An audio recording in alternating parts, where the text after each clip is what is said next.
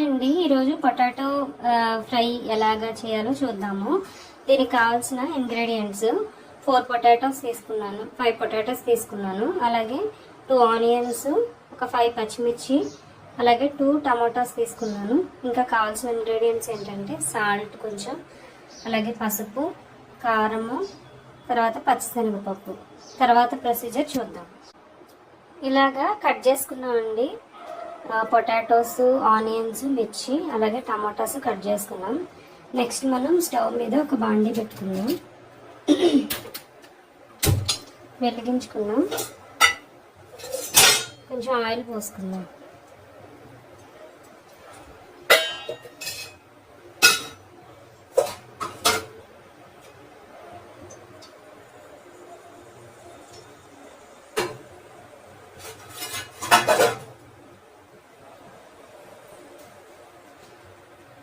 ఇప్పుడు దీనిలో కొంచెము ఆయిల్ వేడెక్కింది కదా, కొంచెం ఆవాలు వేసుకుందాం. మామూలు పోపు సామాన్ ఎలా వేసుకుంటాం అలాగా ఆవాలు, జీలకర్ర వేసుకుందాం.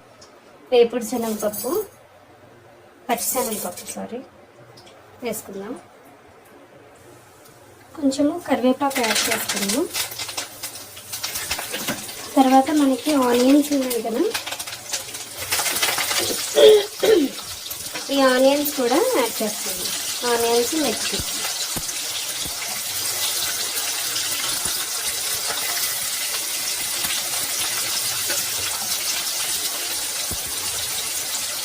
ఆనియన్స్, మిర్చి వేసుకున్న తర్వాత కొంచెం పసుపు,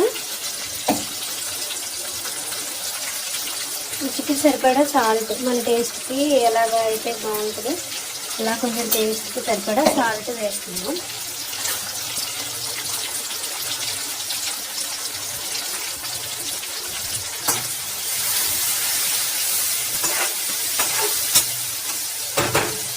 ఇలా ఫ్రై చేస్తూ ఉన్నాము. సిమ్లో పెట్టేసి ఒక 5-10 మినిట్స్ వరకు దాన్ని ఆనియన్ గోల్డెన్ బ్రౌన్ కలర్ వచ్చేంత వరకు కూడా వేయిస్తాం. ఒకసారి ఆనియన్స్ వేగినాయో లేదో చూద్దాము.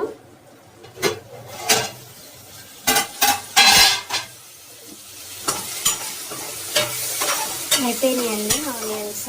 ఇలా కన్సిస్టెన్సీలో వచ్చిన తర్వాత ఇప్పుడు మనకి పొటాటోస్ మనం ఏవైతే పీసెస్ మీద కట్ చేసుకుని వేస్తాము.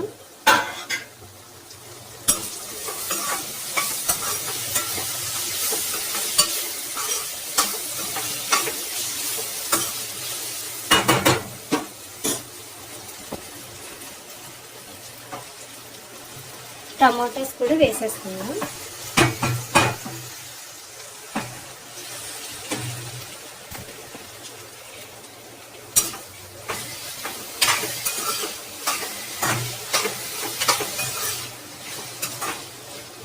వేసేసి ఒక 10 మినిట్స్ అలా ఉడకనిద్దాము. మళ్ళీ మూత పెట్టేద్దాము.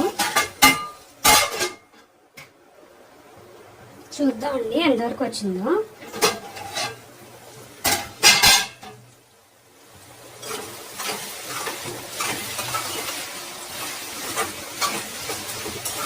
ఇలా కొంచెం పొటాటోస్ మగ్గినాయి కదా, ఇప్పుడు మనము దీంట్లో కారం వేస్తున్నాం.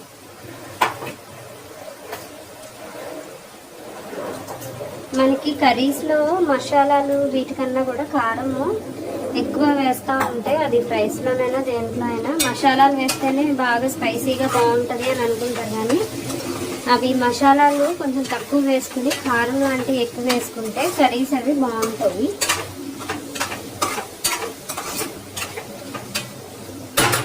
ఇలా మళ్ళీ కాసేపు మనం మగ్గనిద్దాం. ఇప్పుడు మనం చెక్ చేద్దామండి ఎంతవరకు వచ్చింది అన్నది. కారం కూడా వేసేసుకున్నాం కదా, చెక్ చేద్దాం.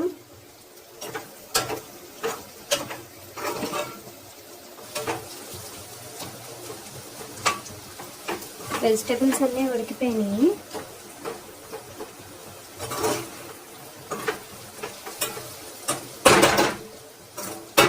సో మనం ఇంకా స్టవ్ ఆఫ్ చేసుకుందాం. ఇది potato curry, potato fry. Please like, share and subscribe my channel. Thank you.